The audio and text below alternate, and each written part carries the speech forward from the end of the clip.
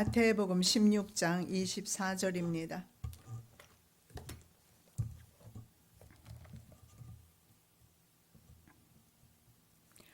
자, 24절 한 절 말씀 우리가 봉독합니다. 이에 예수께서 제자들에게 이르시되 아무든지 나를 따라오려거든 자기를 부인하고 자기 십자가를 지고 나를 쫓을 것이니라. 아멘. 살아계신 아버지 하나님, 자신을 부인하고 십자가를 지기를 원합니다.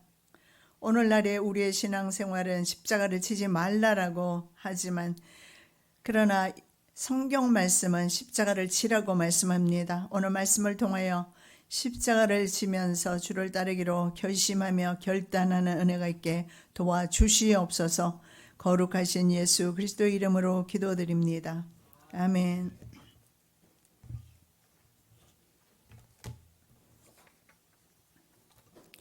제목의 말씀은 안락평원과 무력 언덕입니다.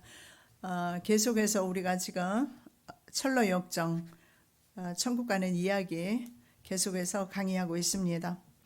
자, 먼저 무력의 언덕에 사는 사람이 본문에 나오고 있습니다. 어쩌면 이 무력의 언덕에 사는 사람들은 바로 저와 여러분을 상징하지 않을까 아니할까 생각해 봅니다. 자, 사심 일행보다 그리스도인과 소망이 먼저 앞서 걸어가다가 안락이라는 멋진 평원을 걷게 됩니다. 그리고 그곳에 보니까 무력이라는 작은 언덕에 있습니다. 그곳에 도달을 하는데 그 무력이라는 언덕에 보면 은광이 있었습니다. 자, 은광으로 가는 길에는 대마가 서 있었고 지나가는 사람들을 유혹하고 있었습니다. 자, 성경에 이 대마라는 사람이 나오는데 데살로니가 출신입니다. 사도 바울의 동력자였습니다. 그런데 끝까지 동력하지 못하고 바로 세상을 사랑해서 예수 그리스도를 배교한 사람입니다. 사도 바울이 소아시아와 마게도냐, 오늘날로 말하면 그 그리스 지역입니다. 그 지역에서 전도 활동을 하던 때에 사도 바울로부터 복음을 듣고 회심한 사람입니다. 그래서 곧바로 그는 바울의 사역에 동참하는 그런 열정과 헌신을 보였습니다. 그러나 바울이 3차에 걸친 전도 여행이 끝나게 되면서 예루살렘에서 포박을 당하게 돼요. 체포되어서 벨릭스와 그리고 베스토라는 바로 로마 총독과 그리고 아그리빠 왕 앞에서 2년 동안 재판을 받게 되면서 자신이 바로 가이사에게 호소하게 됩니다. 그래서 가이사 앞에서 재판을 받기 위해서 로마로 가게 됩니다. 자, 대마는 바울의 그 로마에서 1차 투옥 때까지는 함께 했던 것 같습니다. 그러나 더 이상 고난을 겪고 싶지 않았던 대마는 바울의 2차 로마 투옥 시기에 그를 버리고 다시 데살로니가로 돌아가게 됩니다. 자, 바로 대마라는 사람은 말입니다. 일시적인 신앙의 열정을 가진 사람을 상징할 것입니다. 바울의 그래서 전도 사역에 동참했다가 고난과 희생과 역경이 오자 바로 그를 떠나게 됩니다. 십자가 없는 기독교는 기독교가 아닙니다. 희생 없는 기독교 역시 기독교가 아닙니다. 대마가 간 곳은 그러면 어떤 곳이었을까요? 바로 오늘 본문에 나오는 바로 철로역정의 이야기에 나오는 안락평원과 무력 언덕입니다. 바로 그 은광 앞에 대마는 가 있었습니다. 결국은 그는 세상을 사랑했고 세상의 물질을 사랑하는 사람이었다는 사실을 알 수가 있습니다. 바로 세상의 안위를 찾아서 떠나갔던 것입니다. 성경은 뭐라고 말씀합니까? 누구든지 예수를 따르려면 자기를 부인하고 자기 십자가를 지고 주님을 따르라. 오늘 마태복음 16장 24절에도 그렇게 말씀하고 있습니다. 자, 그리스도인은 주와 함께 영광을 누릴 것이지만 그러나 영광 전에 먼저 고난도 받아야 된다는 사실을 우리는 압니다. 십자가 없는 영광은 없기 때문에 그렇습니다. 고난 없는 영광도 없습니다. 자, 대마는 그리스도인에게도 자, 힘들지 않고 재물을 얻을 수 있는 은광으로 오라고 미혹을 합니다. 어쩌면 천국 가는 믿음의 사람들, 그리스도인들에게 가장 힘든 부분이 바로 이 물질 문제가 아닐까 싶습니다. 바로 은광입니다. 물질에 자유하는 사람이야말로 믿음의 사람입니다.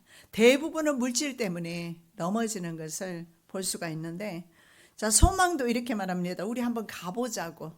그러나 그리스도인은 확고하게 물질을 탐하는 사람은 멸망당한다라는 성경의 말씀을 알고 있는 그리스도인은 거절합니다. 그리고 가지 않습니다. 과연 이런 사람이 얼마나 될까 한번 생각해 보면서 우리가 계속해서 말씀을 보겠습니다. 하나님께 바친 것이 되어서 사람은 전리품을 취할 수 없는 전쟁이 있었습니다. 왜냐하면 이스라엘 백성은 전쟁을 위해서 그 어떤 노력도 하지 않고 소리만 질렀을 뿐인데 성이 무너져 내렸습니다. 그래서 이것을 성전, 하나님의 거룩한 전쟁이라고 합니다. 그래서 인간이 전리품을 취하면 안 됩니다. 그래서 취하지 못하게 했는데 아간은 전리품을 취합니다. 신할산 외투 한 벌입니다. 그리고 은 200세겔입니다. 그리고 금 50세겔입니다. 여러분, 금과 은과 외투 이런 것은 살아갈 때 필요한 것은 맞습니다만은 우리 영혼보다 귀중하지 않다라는 사실을 믿으실 때 우리는 이런 미혹도 물리칠 수가 있을 것입니다. 어쩌면 아간이 취했던 이 모습이 바로 우리의 모습일 수도 있지만, 그러나 모든 사람이 아간의 길을 가지는 않았다라는 겁니다. 모든 이스라엘 백성들은 말씀에 순종했지만 아간은 말씀을 무시하고 자신의 욕심을 따라 갔던 것입니다. 바로 데마가 바로 그런 사람이었다라는 사실을 알 수가 있습니다. 데마는 다시 조심성 있는 사람은 위험하지 않다. 은광에 들어가는 것이 위험하지 않다. 그래서 다시 유혹을 합니다. 사역자조차도 때로는 이 물질의 욕심에 신앙이 무너질 때가 많이 있습니다. 그래서 순례 생활을 방해하는 무력입니다. 그리스도인들에게는 굉장히 위험하다는 사실을 알 수가 있고 100이면 100 모두 당하는 것이 바로 은광이라는 것입니다. 자, 그리스도인은 데마에게 말해줍니다. 이미 올바른 길에서 벗어나서 다른 길로 들어선 자체가 하나님의 심판을 받은 것이며, 그리고 이 길의 주인이신 하나님과 원수된 것이라고 말해줍니다. 즉 하나님의 길을 가지 않는 그 자체, 세상 길을 가는 것 자체가 이미 심판은 작정되었다는 것입니다. 그런데 데마는 이렇게 말해요. 자신은 아브라함의 후손이라고. 이스라엘 사람들이 언제나 그 말을 하죠. 우리는 종이 된 적이 없다. 아브라함의 후손이라고 예수님에게도 바리새인들이 그렇게 말합니다. 그러나 그리스도인은 이렇게 말합니다. 너의 조상 중에는 게하시와 가룟 유다가 있다. 게하시와 가룟 유다가 조상 중에 있다라는 표현 속에서 바로 지금 데마가 가는 길이 바로 게하시가 갔던 길이며 유다가 갔던 길임을 알 수가 있습니다. 자, 게하시는요, 나만 장군에게 돌아가는 나만 장군, 문둥병에서 엘리사로부터 치료받고 돌아가는, 그래서 그 어떤 사례도 엘리사는 거절합니다.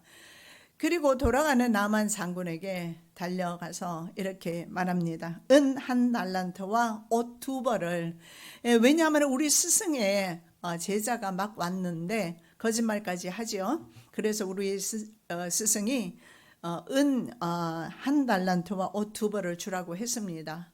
그리고 은 2달란트와 옷 2벌을 가지고 자신의 집에 감추어 둡니다. 그리고 바로 나만의 문둥병이 자신에게 옮겨가게 됩니다. 여러분, 우리의 생명보다 옷이 중요합니까? 아니면 우리의 생명보다 은이 중요하겠습니까? 은이 정말 중요한 것은 사실이고 삶의 필요 요소이지만, 그러나 가장 중요한 것이 생명이라는 사실을 그들은 깨닫지 못하고 있는 것입니다. 자, 그리스도인을 뒤따라온 사람이 있는데 바로 사심이라는 사람입니다. 자, 사심 일행은 은광을 보자마자 잴 것도 없습니다. 바로 은광으로 달려 들어갔어요. 그런데 은광 속으로 들어간 후에 보니까 독가스가 품어져 나옵니다. 그러면서 갱 속으로 빠졌는지 어쩌는지 모르겠지만 이 사심이라는 사람은 순례길에 다시 보이지 않습니다. 은광 속으로 빠져 들어갔을 겁니다. 결국 물질에 빠져서 생명을 잃어버린 결과를 얻게 됩니다. 자, 성경에 세상으로 표현되는 바벨론이 나오게 되는데요. 바벨론이 나중에 1시간 안에 망하게 될 것을 말씀하고 있습니다. 계시록입니다. 계시록 18장 10절에서 11절입니다. 그의 고통을 무서워하여 멀리 서서 이르되 화 있도다 화 있도다 큰 성 견고한 성 바벨론이여 1시간에 내 심판이 이르렀도다 하리로다. 땅의 상인들이 그를 위하여 울고 애통하는 것은 다시 그들의 상품을 사는 자가 없음이라. 지금 그 세계적인 그 전문가들은 지정학자들은 중국이 하루아침에 무너져 내릴 것을 말하고 있습니다. 오후 강의 중에 제가 언제 하겠지만 동아시아에 관련된 강의를 할 것입니다. 다음 주에 하게 되는데 중국이 갑자기 그 힘을 잃고 무너지거나 시진핑이 권좌에서 내려오게 되는 일이 있는데 과연 그렇게 큰 나라가 한꺼번에 무너질 수 있을까요? 이렇게 질문을 해본다면 그런 큰 국가이기 때문에 무너질 때 한 번에 무너질 수도 있다라고 전문가들은 지정학자들은 그렇게 말합니다. 성경에도 그렇게 말합니다. 이 세상에 바로 이 세상으로 표현되는 바벨론이 무너질 때는 in an hour이에요. 1시간 안에 무너지게 될 것이다. 이렇게 말씀하고 있습니다. 그래서 이렇게 세상이 무너질 때 바로 물질을 쫓던 사람도 함께 무너지게 될 것을 말씀하고 있습니다. 자, 그 다음에 돌비석이 보입니다. 돌비석이 주는 교훈에 대해서 한번 살펴보기를 원합니다. 자, 평원 맞은편에 무력의 그 언덕 맞은편에 보니까요. 아주 오래된 비석이 하나 세워져 있었습니다. 돌기둥으로 변한 바로 한 여인의 모습인데 그 유적지의 돌기둥은 무력의 언덕을 바라보다가 소금기둥이 된 바로 롯의 처였습니다. 자, 소돔과 고모라 사람들의 에덴 동산 같은 그런 아름다운 곳에서 사는 은혜를 하나님께로부터 받았습니다. 그러나 하나님께 범죄하고 불의 형벌을 받습니다. 그리고 형체도 없이 소멸되어 버립니다. 자, 아브라함과 헤어지면서 주거 선택권을 롯이 먼저 받게 됩니다. 그런데 롯은 여호와의 동산 같고 비옥한 바로 애굽 땅과 같았던 소돔성을 택하게 되는데 그가 받던 것은 바로 풍부한 요단 강물이었습니다. 그리고 그곳에 펼쳐져 있는 초원이었습니다. 그래서 롯은요 하나님께 기도하고 하나님께서 가라는 곳에 가기보다는 아브라함은 하나님께서 가라는 곳으로 이동하면서 옮겨왔지 않습니까? 롯은 그런 것을 결정했다는 것이 성경에 나오지 않아요. 그렇다면 자신이 눈으로 바라봤을 때 요단 강물이 넉넉하고 평지가 많은 바로 소돔과 고모라 땅이 좋아 보였습니다. 그래서 롯은 바로 자신의 물질의 욕심을 따라 갔다가 함께 멸망하게 됩니다.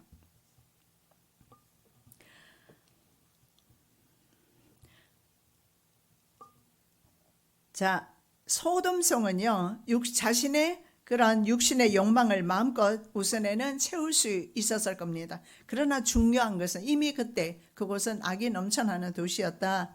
그리고 에덴 동산 같이 보였지만은 그러나 악이 넘쳐나는 도시였기 때문에 에덴 동산은 아니었던 것입니다. 자, 롯의 아내는 세상을 하나님보다 더 사랑한 세속적이고 형식적인 종교인이었다는 사실을 볼 수가 있습니다. 바로 하나님의 명령보다는요, 자신의 생각에 지배받는 사람이었어요. 예수를 믿으면서도 하나님의 명령, 하나님의 말씀보다는 자신의 생각을 더 중요하게 생각하는 그런 사람 말입니다. 자, 하나님의 말씀을 가볍게 듣고 무시하는 태도는요, 조상 아담에게서 온 것입니다. 아담은 하나님의 명령을 받은 장본인임에도 불구하고 하나님의 말씀보다는 아내의 말을 듣고 아내가 주는 선악과를 먹게 됩니다. 마찬가지로 발람은 발락의 물질 미혹에 넘어갔다라고 성경에 말씀하고 있습니다. 자, 물질적인 사람 롯의 아내는 분명히 천사를 통해서 말을 전달받습니다. 뒤돌아보지 말라. 이 신앙생활에 뒤돌아보는 거 이거 참으로 치명적인 것 같습니다. 우리는 이미 천국 가는 길에 들어왔습니다. 그래서 뒤돌아볼 수도 없고 곁길 초장으로 빠질 수도 없습니다. 아무리 우리 앞길에 고난이 있고 십자가가 있어도 우리는 그 길을 가야 합니다. 여러분들도 하나님께서 이미 부르셨기 때문에 아무리 힘들고 어려워도 우리는 천국 가는 길을 갈 수밖에 없습니다. 가야 합니다. 왜냐하면 그 길만이 생명의 길이기 때문에. 은광으로 들어가게 되면 생명을 잃게 됩니다. 물질 쫓아가면 생명을 잃게 되는 것이 오늘 바로 사심이 맞이한 결과라는 사실을 알 수가 있습니다. 자, 롯의 처도 마찬가지입니다. 뒤돌아보지 말라라고 분명히 말씀하는데, 롯의 처는 뒤돌아봅니다. 우리 인간이 어떻게 뒤돌아보지 않을 수가 있겠습니까?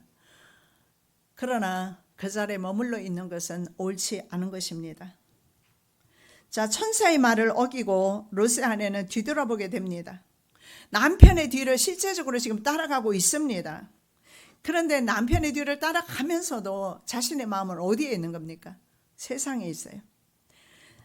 자신이 뒤에 남겨놓고 온 집과 세간살이의 애착이 있었던 겁니다. 그래서 발걸음이 떨어지지 않았습니다. 결국은 뒤돌아보는 것은 당연한 처사였다라는 사실을 알 수가 있습니다. 아름답게 치장한 집과 보화들 그리고 정든 친구들 모두를 뒤로 하고 발걸음이 너무 무거워서 앞으로 갈 수가 없었던 겁니다. 이 물질을 사랑하는 사람의 특징이 그래요. 물질을 너무 사랑해서 하나님 사랑 안으로 깊이 들어갈 수가 없는 겁니다. 왜냐하면 그 사람의 일생은 물질이 지배하기 때문에 그래요. 롯의 처가 그랬습니다. 물질의 사람이었기 때문에 도저히 그것을 그냥 뒤로 하고 앞으로 걸어갈 수가 없었던 거예요. 당연한 결과입니다. 단순한 호기심으로 뒤돌아본 것이 아니었다라는 것입니다. 정말 중요합니다. 우리 그리스도인에게 있어서 물질을 따를 것인가 하나님을 따를 것인가 이건 선택의 문제입니다. 양다리 걸칠 수는 없는 법입니다. 자, 소돔에 있는 육신의 정과 재물과 쾌락에 마음을 빼앗겼습니다. 그것을 잃을까 노심초사하면서 뒤돌아보았습니다. 근데 이게 사실인지 저는 확인해 본 적 없지만 새는 말입니다. 날아가면서 뒤돌아보지 않는데요. 뒤돌아본 새 있으시면 혹시 알려주십시오. 저는 글쎄 그런 것 같아요. 새는 뒤돌아보지 않는구나. 새보다 못한 인생 되어서는 안 될 것 같구나 생각해 봤습니다. 자, 움직이지 못하고 망두석처럼 서 있는 그런 소금 기둥은 바로 믿다가 망부석처럼 서 있는 그런 소금 기둥은요, 믿다가 낙심하고 세상으로 돌아가서 멸망당하는 대마와 같은 믿음의 사람인 것을 알 수가 있고, 지금 그 사해 바다 근처 그 부분에 가면은요, 소금 기둥이 아직도 그대로 남아 있습니다. 자, 예수님께서 종말의 때에도 말씀하는데요. 이 종말의 때에 롯의 처 같은 많은 사람들이 일어날 것을 말씀합니다. 롯의 처를 기억하라. 무릇 자기 목숨을 보존하고자 하는 자는 이럴 것이요 잃는 자는 살리리라. 내가 너에게 이르노니 그 밤에 둘이 한 자리에 누워 있으며 하나는 데려감을 얻고 하나는 버려둠을 당할 것이요 두 여자가 함께 맷돌을 갈고 있으며 하나는 데려감을 얻고 하나는 버려둠을 당할 것이니라. 이스라엘을 생각해 보면 알 수가 있습니다. 그들은 이스라엘 공동체는 모두 하나님을 섬기는 사람이에요. 자, 여기서 맷돌 가는 두 여자가 있습니다. 그런데 한 사람은 남겨지게 될 것이고 한 사람은 들림 받을 것을 말씀하고 있습니다. 그렇다면 교회 안에서 이 분열이 일어나게 될 것을 말씀하는데, 예수님 오실 때 남겨진 자가 있게 될 것이다. 교회 안에 있게 될 것이다. 믿는 자 가운데서도 있게 될 것이다. 그렇다면 그 사람들은 어떤 사람일까요? 말할 것 없이 롯의 처와 같고 대마와 같은 사람이며, 물질의 무력의 언덕 위에 서 있는 사람, 은광에 빠져 있는 사람, 세상 좋아하는 사람, 물질의 사람이라는 사실을 알 수가 있습니다. 하늘에서 유황불이 내렸습니다. 연기가 온기 가마 연기같이 치솟습니다. 제가 그 사해 바다에서 소돔과 고모라 성이 있었다는 곳으로 추정되는 곳에서 불을 붙이는 걸 제가 봤는데요. 그곳에서 불을 붙이니까 바로 불이 붙어요. 왜 그럴까요? 이 옹기가마라고, 옹기가마 연기같이 치솟았다라고 하는데, 옹기가마라는 뜻이 어떤 의미가 있냐면요, 카바슈라는 단어에서 유래됐는데, 카바슈라는 단어가 바로 짓밟다, 발로 뭉개다 이런 의미가 있어요. 이것은 바로 금이나 금속을 재련하기 위한 용광로를 뜻한다. 그래서 당시에 이 하늘에서 유황불이 얼마나 많이 내렸으면 바로 소돔과 고모라는 그야말로 용광로가 되었다라는 사실을 알 수가 있습니다. 자, 이 화산 폭발에서 보통 나오는 유황 순도가 몇 프로 정도냐 하면요, 40% 정도래요. 그런데 이 소돔과 고모라 성에서 나온 유황을 분석을 했습니다. 그래서 유황 함유량이 얼마가 나왔을까요? 98%가 나왔어요. 이것은 유황이 그렇게 많았던 도시, 그것은 바로 죄악을 상징하는 도시, 죄악을 바로 상징하는 그런 대명사처럼 불리는 곳이 바로 소돔과 고모라입니다. 그 옆에 사해바다가 있는데, 사해바다 염도가 한 30% 정도, 농도가 굉장히 30%면요, 직접 이렇게 뉘어봤는데 뜨더라고, 정말로 몸이. 그 정도로 30%면 그러면 보통 바다 염도의 몇 배 정도 될까요? 한 10배나 됩니다. 그렇게 짜요. 자, 그래서 그곳은요, 생물은 살 수 없는 사해바다나, 그리고 소돔과 고모라성은 사람이 살 수가 없습니다. 미생물조차도 살 수가 없습니다. 그런데 에스겔 선지자가 바로 성전에서 흘러나오는 물이 아라바 바다, 사해바다를 가게 될 것을 말씀하고, 사해바다가 소생하게 될 것을 말씀하는데, 저는 이것이 상징적으로 이스라엘 국가 회복이 아닌가도 생각을 해봅니다. 그리고 실제로 사해바다에서 나오는요, 각종 그 금속들은 지금 현대과학에 굉장히 필요한 물질이라고 합니다. 그래서 새롭게 조명되는 곳이 바로 사해바다인데, 바로 어쩌면 에스겔 선지자가 말한 사해바다의 회복이 아닐까 생각을 해봅니다. 어떻게 하면 돈을 많이 벌 수 있을까? 어떻게 하면 좋은 집과 좋은 차를 사고 즐겁게 살 수 있을까? 이거 교인들 가운데서도 늘 어쩌면 이렇게 사모하며 사랑하며 물질을 그렇게 살아가는 사람들이 교인 가운데서도 있을 수 있고요. 심지어는 목회자 가운데서도 이런 애착과 물질에 대한 탐욕으로 가득 차 있는 그런 목회자들이 많이 있을 겁니다. 여러분 그 영상 또는 유튜브 영상만 봐도 대형교회 목회자들은 어떻게 합니까? 신학기금이나 신학교나 자선기금 이런 기관이나 법인을 세워서 외국으로 돈을 빼돌리거나 아니면 법인을 세워서 돈을 탈세를 합니다. 왜냐하면 법인에게 세를 물지 않은 것 같습니다. 그래서 탈세하면서까지 재산을 축적하며, 심지어는 어떤 유명한 목사님, 아주 여러분 이름만 대면 알만한 가장 한국에서 유명한 목사님 중에 한 분일 겁니다. 어떻게 했습니까? 미국에 신학교를 세워놓고 그쪽으로 돈을 다 보냅니다. 그러나 실제로 신학교에 가보니 학생은 없어요.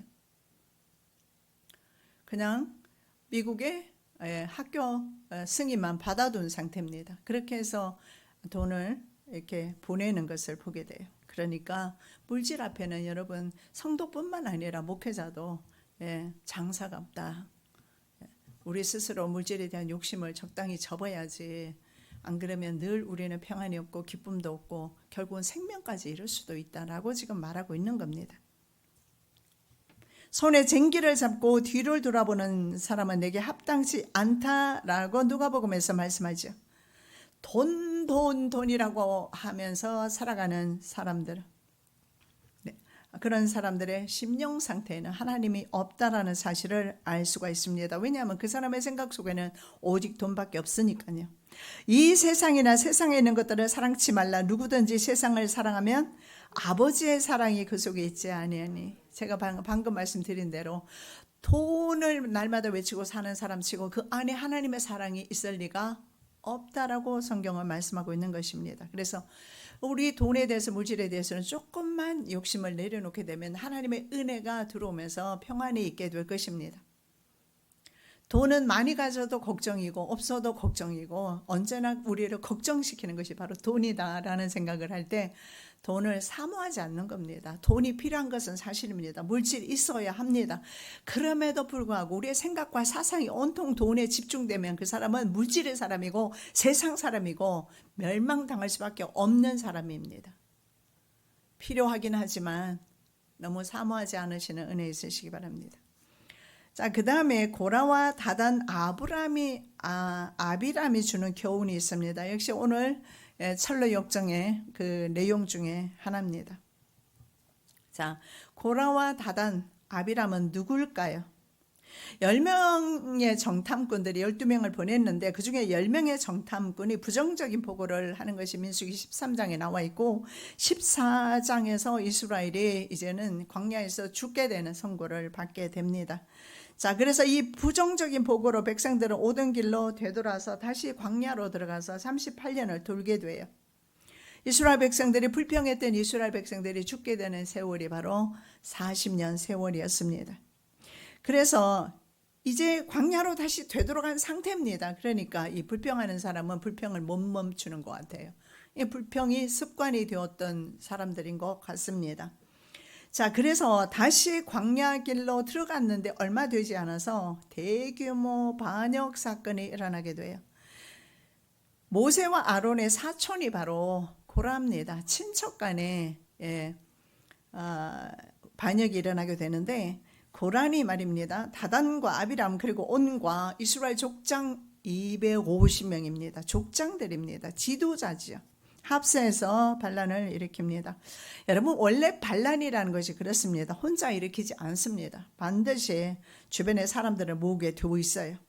그래서 반란을 일으키는 사람 자체가 벌써 잘못되었다는 사실을 알 수가 있습니다. 반드시 추종자들이 있고요. 그리고 누가 반란을 일으키느냐? 가장 가까이 있는 사람이 반란을 일으키게 되어 있어요. 자, 고라는 이스라엘의 12지파 중에서 여호와의 제사장 지파인 레위 지파입니다. 선택받은 지파입니다. 모세와 아론도 물론 레위 지파입니다. 그런데 지파 내부에서 이렇게 반란을 일으키게 된 거예요. 자, 다단과 아비람과 온은 르벤 지파입니다. 그리고 250명의 지도자들이 그들의 편이 되죠. 자, 문제가 있습니다. 이렇게 반역을 했을 때 하나님이 그들의 편이 되어주셔야 하는데 압살롬 같은 경우에도 마찬가지예요. 반역을 하지 않습니까? 하나님이 그의 편이 되지 않습니다. 그래서 그의 모사 아이도람이 베푸는 그 모략을 따르지 않게 되고 후세가 베푸는 모략을 따라서 가다가 결국은 전쟁에서 죽게 됩니다. 압살롬은. 하나님께서 그를 죽이기로 작정하셨기 때문에 그렇습니다. 아무리 다윗이 잘못을 했더라도 하나님은 다윗의 편에 서 계셨기 때문에 그렇습니다. 그래서 우리가 누구를 대적하거나 누구를 비방하기 전에 항상 생각해야 될 것은 저 사람이 하나님의 사람일 때는 한 번씩은 고민을 해보셔야 합니다. 왜냐하면 하나님께서 돌아서서 내 대적자가 될 수가 있기 때문에 그렇습니다. 자, 그래서 반역자들은 서 있던 곳에서 땅이 입을 벌리면서 산채로 떨어져서 생매장 당하게 됩니다. 자, 그런데 이스라엘 백성들은요, 갑자기 250명이나 죽어버렸습니다. 그러니까 이스라엘 백성들 가운데 수군 그림이 나오기 시작했어요. 이 수군 그림도 굉장히 하나님 싫어하셔요. 백성들이 수군수군했어요. 자, 이 일이 이렇게 되었으니까 백성들도 생각할 때 모세가 잘못했다. 얘 잘못했을 수도 있겠지요. 모세가 구스 여인을 취했다고 아론과 심지어는 누나도 그에게 반기를 들으지 않습니까? 그러나 가장 중요한 것이 있습니다. 모세 뒤에는 하나님이 계셨고 하나님께서 모세를 세우셨고 하나님의 인도를 받고 있는 이스라엘의 지도자였다라는 것입니다. 자, 여호와께서는 바로 불만과 수군 그리는 사람들도 용서하지 않으셨어요. 그래서 수군 그리는 사람이 몇만 명이었냐면 굉장히 많았어요. 14,700명이에요. 14,700명에다가 250명. 엄청난 많은 사람들이 죽게 되는데 14,750명은요. 전염병이 갑자기 돌면서 죽게 돼요. 몇 사람을 통한 이 불평 바이러스가 14,700명을 죽여요. 야, 우리가 입에서 말하는 이 말이 굉장히 무섭구나. 우리의 말이요, 다른 사람을, 영혼을 죽이기도 해요. 때로는 우리의 힘이 있는 말, 긍정적인 말, 하나님께서 주시는 말씀을 전할 때 죽어가는 영혼이 살릴 수도 있습니다. 제가 미국에 처음 갔을 때 자꾸 어떤 집에 신방을 가라는 마음을 주셔서 갔어요. 근데 흑인 남편과 같이 사는 부인인데 다른 흑인 여자를 만난 거예요. 남편이 바람을 피웠어요. 그러니까 이분은 너무 낙심이 되어서 자살을 생각하고 있더라고요. 그랬을 때 제가 가서 권했습니다. 그랬더니 그분이 저에게 이런 말을 해요. 목사님은 나와 같은 경험을 하지 않았습니까? 제가 말을 한 적이 없으니까. 그래서 제가 미국을 어떻게 왔는지 말해 주었습니다.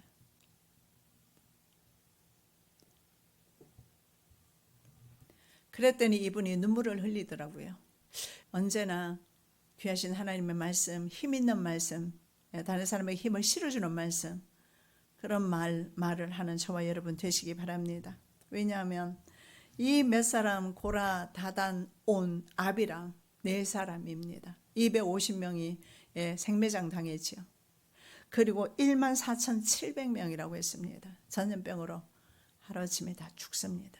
이게 왜 생겨난 것입니까? 불평 때문에. 고라는 모세에게 이렇게 말합니다. 회중이 다 거룩하고 여호와께서도 이 회중과 함께 항상 계시는데 너희는 누굽니까? 아론과 모세입니다. 너희는 여호와 총회 위에 스스로 자신을 높이느냐? 반기를 들었어요.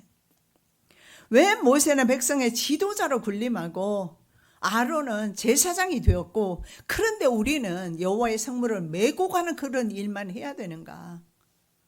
이동할 때마다 이 법궤를 메고 가야 돼요. 수레에 실을 수가 없어요. 그 일을 누가 했습니까? 바로 레위 지파가 했습니다. 이들이 했어요. 누가 일꾼을 세우시는 겁니까? 모세의 지도력에 반항합니다. 아론의 제사장직을 빼앗으려는 그런 고라의 반란은요, 사람에 대한 것이 아니라 바로 모세와 아론을 세우신 하나님을 향한 반란이었어요. 하나님 앞에서는 큰 일과 작은 일이 없습니다. 봉사하는 사람, 섬기는 사람, 희생하는 사람, 십자가를 지는 사람, 영광스러운 일이 어디 있겠습니까? 주의 일을 하면서. 영광스러운 일은 하나님 나라 갔을 때 보상이 올 것입니다. 세상에서 주의 일은 언제나 힘들고 고난이 따르게 되어 있습니다. 무슨 일을 하든지 간에요. 자, 그들을 세우신 분이 바로 하나님이라는 사실을 간과했습니다. 자, 하나님께서 세우신 직분과 하나님께서 세우신 교회를 회방하는 자가 된 것입니다. 흔히 말하는 대로 이것을 많이 이렇게 이용을 하는데, 평신도가 목회자에게 대항하면 이것은 재앙을 받는다, 이렇게 국한을 시키는데, 저는 그렇게 생각하지 않습니다. 누구든지 하나님의 일을 하는 사람들에게, 누구든지 하나님의 일을 하는 사람을 방해하는 것, 이것은 하나님께서 기뻐하지 않고 하나님께서 직접 대적자가 되신다라는 사실이에요. 자, 이스라엘 백성은요, 하나님께서 모든 민족 가운데 특별히 선택하셨습니다. 그래서 선민 맞습니다. 그래서 이스라엘 백성 된 것만 해도 감사해야 합니다. 우리가 천국 가는 것 이거 하나만 해도 감사해야 되고요, 힘들고 어렵지만 이 순례길을 걸어가는 것 이것만 해도 우리는 너무나 감사한 일입니다. 왜냐하면 수억의 인구가 있지만 다 구원받지는 않으니까요. 70억의 인구가 있지만 다 구원받지 못하니까요. 내가 구원받았다면, 내가 하나님의 자녀가 되었다면, 이거 하나만 가지고도 우리는 감사와 찬양이 넘쳐야 돼요. 근데 뭐 때문에 교회 안에서 불평하고 원망하고 당을 짓고 그런 일을 왜 하는 것입니까? 어차피 우리는요, 사람입니다. 목회자나 성도나 똑같은 사람이고 순례길을 함께 걸어가는 것 뿐입니다. 그래서 힘을 모아서 함께 서로 격려하면서 힘을 실어주면서 함께 가면 얼마나 좋겠습니까? 부부지간도 마찬가지고 가정의 부모 자식 간에도 마찬가지예요. 얼마나 귀한 인연입니까? 그런데 부부지간에도 그렇게 미워하면서 원수가 따로 없습니다. 부모 자식 간에도 마찬가지입니다. 서로 불신하고. 왜 그렇게 살아가야 되는 것입니까? 그 귀한 인연을, 얼마나 귀한 인연입니까? 저 같은 경우에는 한국에 올 생각도 없었던 사람, 하나님께서 보내셔서 여러분을 만나는 귀한 인연을 하나님께서 맺어주셨는데, 우리는 늘 하나님께서 내게 주신 환경과 사람을 감사하시는 은혜 있으시기 바랍니다. 그리고 하나님의 일에는 어떤 장소에 있어든지 어떤 사람에게든지 방해하지 않으시기 바랍니다. 시기 질투 때문에 방해하는 것 아닙니까? 자기의 마음을 들여다보면 알 수가 있어요. 그 속에 시기 질투가 가득하니까. 지금 이들이 뭡니까? 왜 뭐 때문에 모세 너만 백성들 위에 높아지느냐? 200만 명이 넘는 백성 위에 왜 네가 대장 노릇하느냐? 이거 아닙니까? 이스라엘 백성 전체가 하나님의 선민입니다. 그 선민을 선택하신 이유를 성경에서 말하는데요. 국가가 커서 인수가 많아서, 성경에는 인수가 적었다라고 말해요. 그런데 말라기서에 보니까요, 하나님의 사랑하심 때문이다. 내가 야곱은 사랑했고 에서는 미워했다. 그냥 하나님의 사랑인 겁니다. 저와 여러분을 하나님께서 왜 구원하셨을까요? 그냥 사랑하기 때문입니다. 아니, 자녀를 사랑하는데 부모가 무슨 사랑의 이유가 있습니까? 자식이니까 사랑하지. 하나님께서 자녀 삼아 주셨기 때문에 우리를 사랑하는 것입니다. 그 사랑을 받았으면 그 사랑 가지고만 해도 감사해야 될 건데, 그렇게 주의를 하면서 원망하고 불평하고 시비하고 분쟁하고 뒤에서 수군거리고 욕하고, 예수 잘못 믿는 겁니다.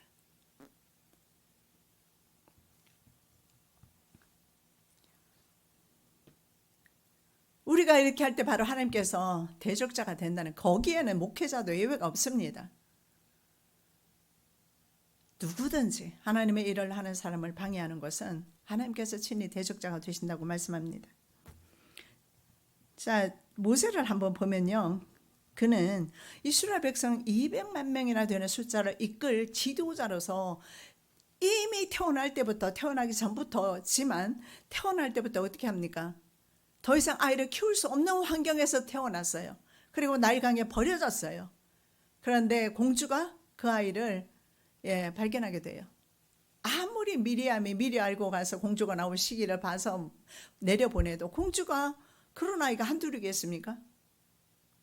취하지 않으면 그만입니다. 하나님의 섭리 속에서 모세는 태어나게 돼요. 그리고 궁궐에서 살 때도 40년 살면서 하나님의 섭리 속에서, 그래서 모세 오경이라는 것이 탄생한 겁니다. 그만한 지식이 있기 때문에, 이집트의 지식을 가졌기 때문에. 그리고 그 다음에 어떤 생활이 이어집니까? 고난의 세월 40년 광야 생활입니다. 이 광야 생활 80년을 준비했습니다. 80년간의 특별 교육을 모세는 받고 이스라엘 앞에 섰던 것입니다. 과거에는 모세도 어떠했습니까? 자기 힘으로 바로 하나님 나라 건설을 위해서 애를 썼습니다. 자기 동족이 매맞는 걸 보면서 이집트 사람을 죽이지 않습니까? 이건 자기 힘으로 시카리오, 바로 이 유대인들 가운데서 바로 무력으로 나라를 이룩하려고 했던 그런 시카리당과 다를 것이 없어요. 열심당원이죠. 모세도 그랬어요. 자기의 열심으로. 그런데 어떻게 했습니까? 자기의 열심으로 했더니 발각이 나고 결국은 쫓겨나게 됩니다. 그리고 이제 하나님 앞에 섰을 때, 하나님 부르셨을 때 모세가 뭐라고 말해요? 옛날의 그 모습과는 완전히 달라요. 저는 말을 잘 못합니다. 그리고 나는 이스라엘의 지도자가 될 수가 없습니다. 몇 번이나 사용하고 나중에 하나님께서 화를 내세요. 그리고 말 잘하는 아론을 세워주십니다. 여러분, 하나님의 사역자는 자신의 능력이나 지식이나 경험으로 일하지 않습니다. 우리가 뭐 신학 공부 해봤자 그 몇 년입니까? 신학교 4년, 신대원 3년, 7년입니다. 일반대학 나온 사람은요, 3년을 하고 신학대학 나온 사람은 2년만 하면 돼요. 그러면 6년이에요. 그거 공부해서 뭐 하나님, 내가 신학을 많이 하나님을 안다고 생각할 수 있겠습니까? 그냥 하나님이 세워주셨으니까, 무익한 종이지만 세워주셨으니까 사명을 감당하는 것 뿐입니다. 저도 마찬가지입니다. 제가 늘 책상에 앉아서 연구하고 하지만요, 언제나 너무 부족하다, 딸린다, 공부해야 될 게 너무 많다, 죽을 때까지 해도 모자라는구나, 저를 늘 느낍니다. 지금까지 제가 40년 동안 설교를 해오지만 아직도 할 말이, 해야 할 내용이 너무 많아요.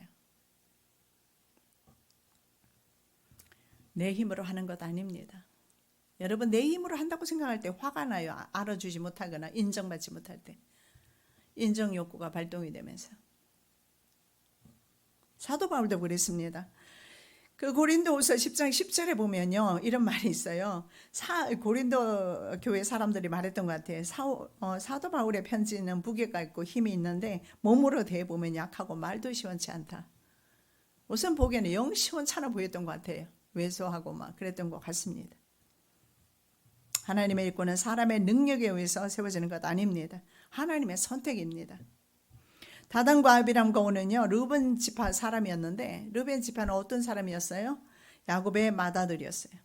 이스라엘의 장자 지파였어요. 그러나 그 아들은요, 장자로서의 역할을 감당하지 못합니다. 왜냐하면 자신의 어머니입니다. 서모지만, 야곱의 첩이지만 빌라, 동침을 하게 돼요. 이거 있을 수 없는 일 아닙니까? 그래서 야곱의 저주를 받고 지도자 지파에서 제외된 지파가 바로 르벤 지파입니다. 전문 사역자는, 저는 그렇게 생각합니다, 정규 신학 과정에서 말씀을 제대로 배워서 설교를 위한 많은 서적을 읽어야 되고요, 지식을 습득해야 된다고 생각합니다. 저는 미국에서 오래 살아서 미국에서 봤지만, 미국에는 이게 문체부라고 합니까? 그 허가받지 않은 신학교는 없습니다. 근데 한국에 보니까요, 이 허가받지 않은 신학이 너무 우후죽순처럼 많습니다. 보니까는 우리 교회에서 나간 몇몇 분들이 안수를 받았는데요, 뭐 2년 만에 안수를 받았어요. 목사 안수를. 어떤 분은 보니까 2년 정도 되니까 안수 받았다는 소리가 들립니다. 7년을 공부해도 40년을 공부해도 다 공부하지 못하고 평생을 공부해도 신학 공부는 끝이 없어요. 하나님은 우리가 어떻게 그렇게 잘할 수 있습니까? 신학이 뭡니까? 하나님에 관한 학문인데 우리가 어떻게 짧은 머리 가지고 짧은 지식 가지고 그 사람의 박사를 10개를 가진다 한들 하나님에 대해서 깊이 있게 알 수가 있겠습니까? 알 수 없어요.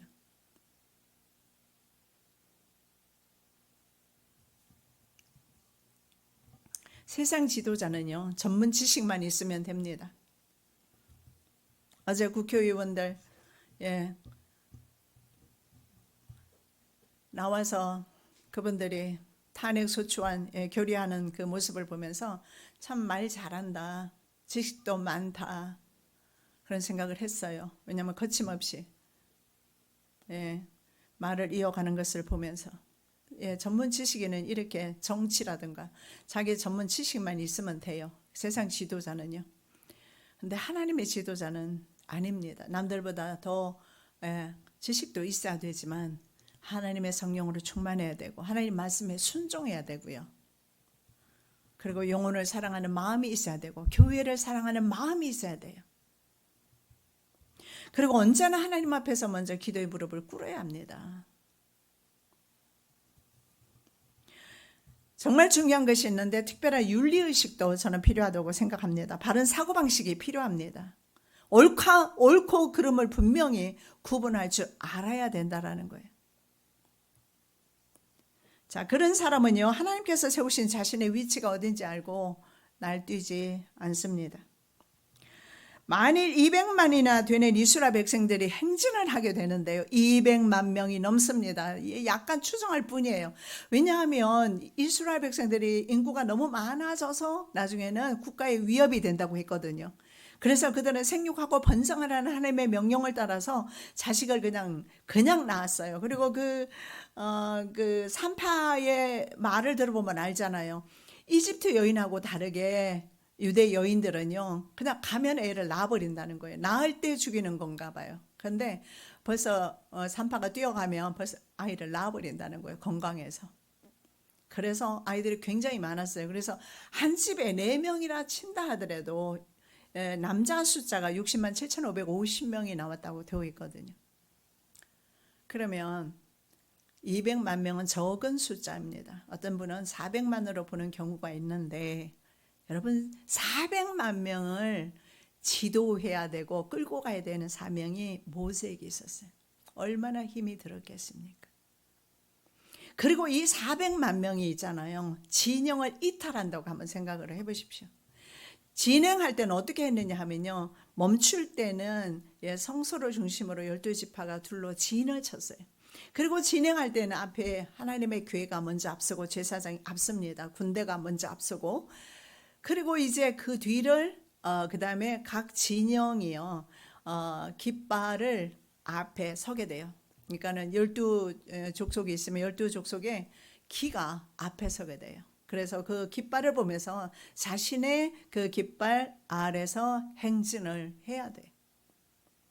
안 그러면 어떻게 될까요? 세상 질서는 완전히 무너지게 되어 있어요. 이스라엘 백성의 그 진행 속도는 느려지게 될 것이고, 전쟁을 당했을 때 싸우지도 못하게 될 것이고, 그들은 완전히 흩어지게 될 것입니다. 그래서 정말 질서는 중요한 것입니다. 그래서 교회의 질서나 가정의 질서나 이런 것을 위해서 가정에서는 교회에서는 목회자가 존중되어야 되고, 가정에서는 호주가 존중이 되어야 되고, 부모가 존중이 되어야 돼요. 이 질서가 깨어질 때 가정은 무너지게 되어 있습니다. 어느 가정이라도 한번 보십시오. 무너지게 되어 있어요. 그래서 만일에 이스라엘 백성들이 그 진영의 길을 따르지 않았을 때 그들은 광야에서 미아가 되었거나 아니면 맹수의 밥이 되었을 겁니다. 고라와 다단과 오늘 보십시오. 그들이 반역을 했다는 사건 자체에서도 결국은 성도의 자격을 갖춘 사람이 아니다. 결과가 말하고 있습니다. 모든 신앙은 행위로 나타나게 되어 있고요. 우리의 이 순례길은요, 나중에 주님 앞에 섰을 때 불온간에 다 드러나게 되어 있습니다. 바른 길 가시기 바랍니다. 살아계신 아버지 하나님, 참으로 감사합니다. 오늘도 주께서 말씀을 주셨습니다. 성도가 자신의 위치를 파악하게 도와주시고, 중요한 것은 하나님의 명령과 그 명령의 말씀을 따라 순종하는 그 순종의 자세로 순례의 길을 걸어갈 수 있도록 인도하여 주시옵소서. 거룩하신 예수 그리스도의 이름으로 기도드립니다. 아멘.